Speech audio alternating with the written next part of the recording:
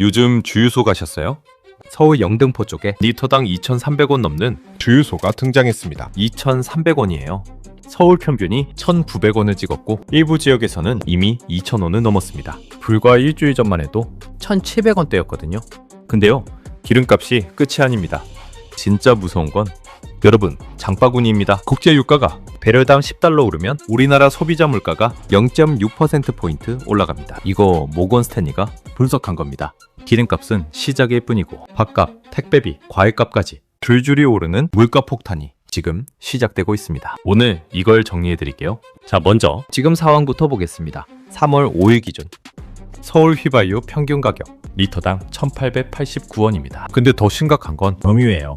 서울 경유 평균이 리터당 1,895원까지 올랐어요. 경유가 휘발유보다 비싸진 겁니다. 이런 일은 흔하지 않습니다. 이게 한두 달에 걸쳐서 오른 게 아니에요. 불과 일주일 만에 리터당 100원 넘게 뛴 겁니다. 주유소 사장님 말씀이 납품가가 이틀 사이에 경유만 350원 올랐다고 합니다. 그러니까 사람들이 주유소에 줄을 서기 시작한 거예요. 내일도 오를 것 같으니까 오늘이라도 넣자는 심리입니다. 업계에서는 이걸 패닉바잉이라고 부릅니다. 왜 이렇게 갑자기 올랐을까요? 다 아시죠? 미국과 이스라엘이 이란을 공습했고 이란 혁명 수비대가 보복으로 호르무즈 해협을 건수했습니다. 국제 유가를 보면요, 공습 전에 배럴당 67달러였는데 불과 며칠 만에 83달러까지 올랐습니다. 하루 만에 10% 넘게 뛴 날도 있었어요. 원래 국제 유가가 오르면 국내 주유소에 반영되기까지 보통 2에서 3주 걸립니다. 근데 이번에는요, 그 시차가 사라졌어요. 사람들이 미리 넣으려고 주유소에 몰리니까 재고가 빨리 빠지고 주유소가 바로 올린 겁니다. 근데 이게 끝이 아니에요. 진짜 문제는 지금부터입니다. 호르무즈 해협이 뭐길래 전 세계가 난리인지 먼저 이해하셔야 합니다. 전 세계 해상 원유의 20%가 이 좁은 해협 하나를 통과합니다. 하루에 2천만 배럴이에요. 가장 좁은 데가 겨우 34km밖에 안 됩니다. 자, 여기서 소름 돋는 부분이 있어요. 우리나라 원유의 69%가 중동에서 옵니다. 그리고 그중 95%가 바로 이 호르무즈 해협을 지나옵니다. 그런데 이 길이 막힌 거예요. 유조선들이 뱃머리를 돌리고 있고 해상보험료는 통과 한 번에 25만 달러가 추가됐습니다. 대형 해운사들이 운항을 중단했어요. 자, 여기서 많은 분들이 놓치는 게 있어요.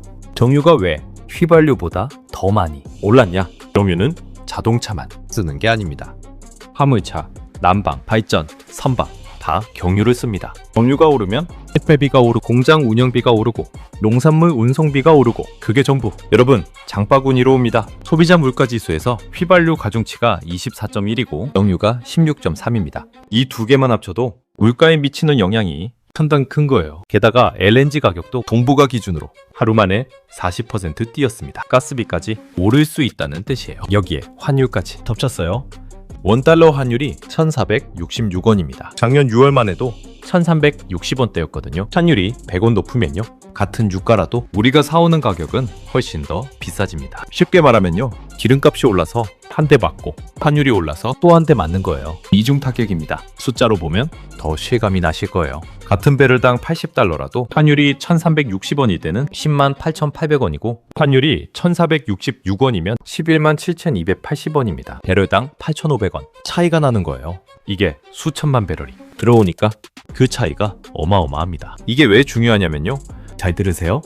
과거에도 비슷한 일이 있었습니다. 2022년 러시아가 우크라이나를 침공했을 때 서울 휘발유가 1,806원까지 갔어요. 근데 그때는요, 호르무즈 해협은 멀쩡했어요. 원유 공급선이 다양했단 말이에요. 지금은 호르무즈가 막혔고 환율도 그때보다 100원 이상 높고 원유 공급선까지 직접 타격을 받고 있습니다. 그래서 전문가들은 이번이 2022년보다 훨씬 더 심각할 수 있다고 보는 겁니다. 한번 계산을 해볼게요. 매달 200리터 주유하시는 분이라면 리터당 200원 오른 거니까 한 달에 4만원 추가 지출입니다. 1년이면 48만원이에요. 근데 이건 기름값만 계산한 거예요. 물가까지 다 합치면 가계 부담은 이것보다 훨씬 더 커집니다. 솔직히 말씀드리면요, 모건 스탠리 분석대로 소비자 물가가 0.6%포인트 올라가면 4인 가족 기준으로 한 달 생활비가 최소 15만원에서 20만원 더 나간다는 계산이 나옵니다. 기름값 4만원에 식료품, 외식비, 교통비까지 합치면요, 1년으로 따지면 기름값만 48만원, 물가 인상분까지 합치면 200만원이 훨씬 넘습니다. 이게 보이지 않는 세금 같은 거예요.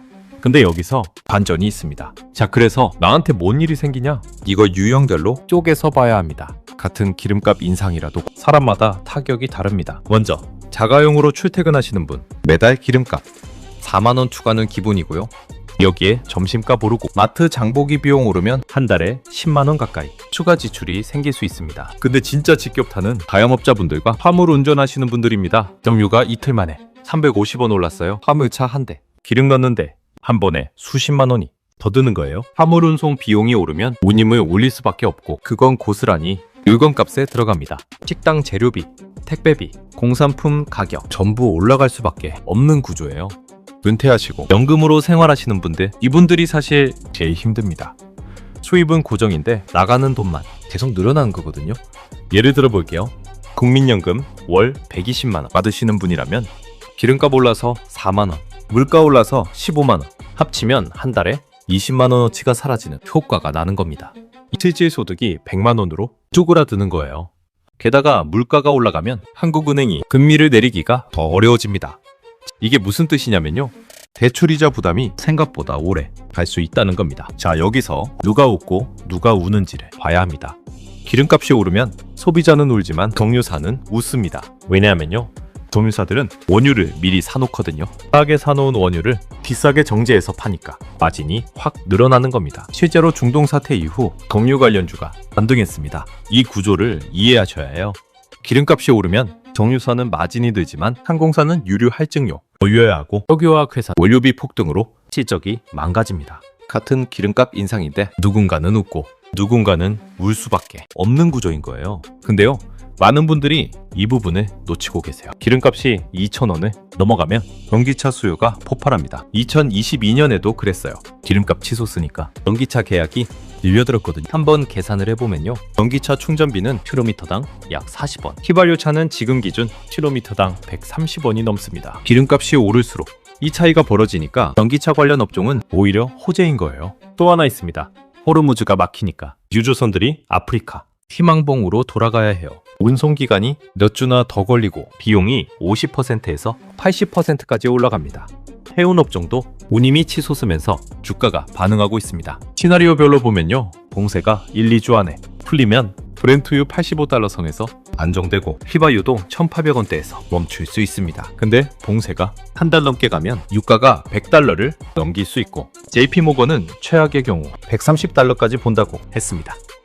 유가 130달러에 환율 1,500원이면 휘발유 리터당 2,200원에서 2,500원까지 갈 수 있습니다. 영등포 쪽에는 벌써 2,300원 넘는 데가 있잖아요. 그게 전국 평균이 된다고 생각해보세요. 이때가 되면 기름 넣는 게 무서워서 차를 놔두는 사람도 나올 수 있습니다. 여기서 한 가지 더 무서운 게 있어요.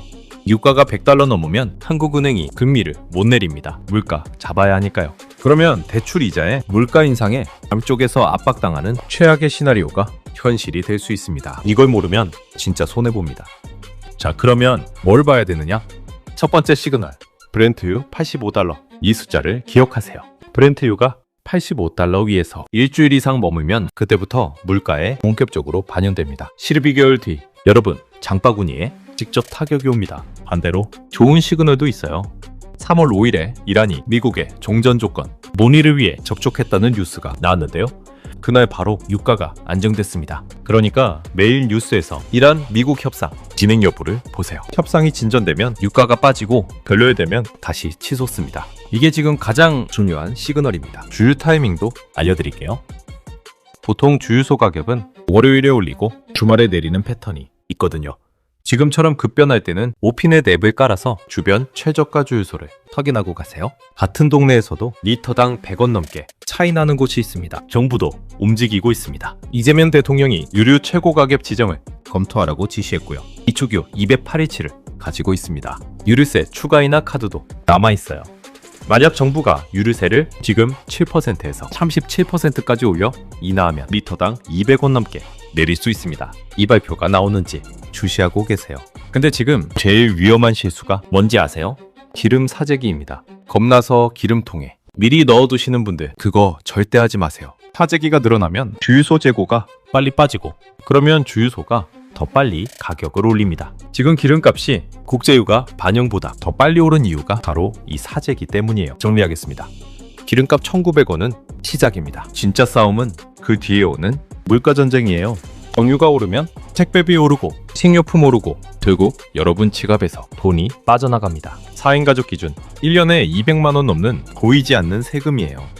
브렌트유 85달러, 이란 미국 협상 뉴스, 정부 유류세 추가 인하 여부, 이 세 가지만 보시면 됩니다. 화재기는 절대 하지 마시고 냉정하게 시그널을 보세요. 다음 영상에서는 중동 전쟁이 우리 주식시장에 어떤 영향을 미치는지, 코스피 폭락과 반등의 시그널을 정리해드리겠습니다. 구독하시고 놓치지 마세요.